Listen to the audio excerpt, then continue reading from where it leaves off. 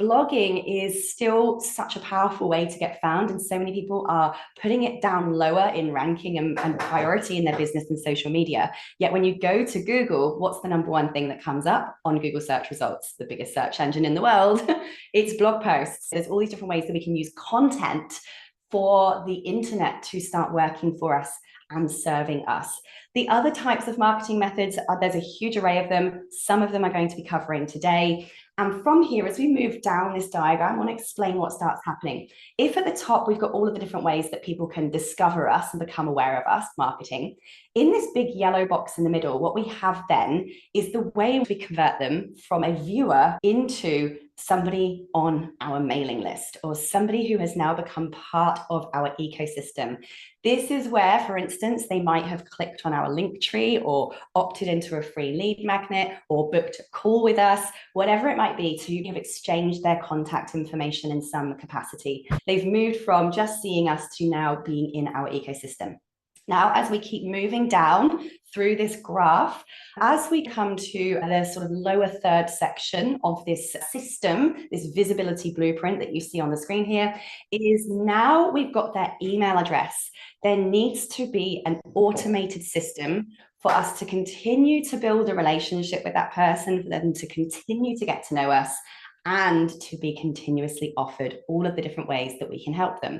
So this is what normally I would recommend you put into an email automation. And if you like sum this up quickly without it sounding too techie, go and find the top 20 questions people are asking in your industry. Simply write down the answers to those questions, and that's going to give you 20 little emails that you then put into a simple sequence of emails that will then automatically be sent out to every single person who joins your mailing list. Meaning that as you're up there at the top of this chart, doing all your marketing, doing all of your visibility work, doing all of your going out there and getting discovered work, and they're opting in to whatever it is that you are offering in exchange for those contact details, then being fed into that automatic sequence of emails that's going to continuously sell on your behalf.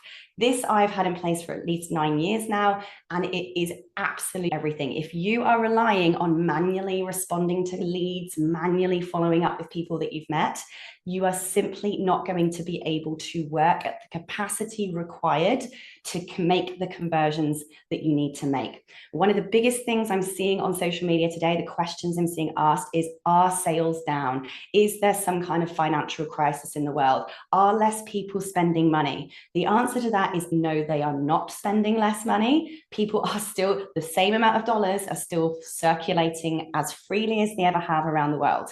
But the way that people choose to buy most definitely is changing. This is what's important for you to know. Now, back in the olden days, for those of us who were the early internet sellers, it was, I must admit, a lot easier for us to sell back then. We could put a couple of posts on Facebook. It was also new and novel. We did potentially make a few sales from just putting something up on Facebook. Right now, that's called 1 or 2 touch points, right? We could just tell people about it a couple of times, and those that are interested would opt in. Today, recent research has come out to say that it takes on average a minimum of 22 touch points, i.e. people seeing you on Facebook, seeing you on social, seeing you in their inbox, seeing you in their SMSs, seeing you on stage somewhere, a minimum of 22 of those before they will even engage. So that's not to make a sale. That's before they will even consider exchanging a contact information in general. Now that's a lot. So it's not that people are not buying, guys, they are. People are just taking a much longer time to make decisions. It takes a lot longer today to get people to trust you on the internet and out there in the big wide world than it used to, because people are more aware of the very few scammers that are taking away people's trust.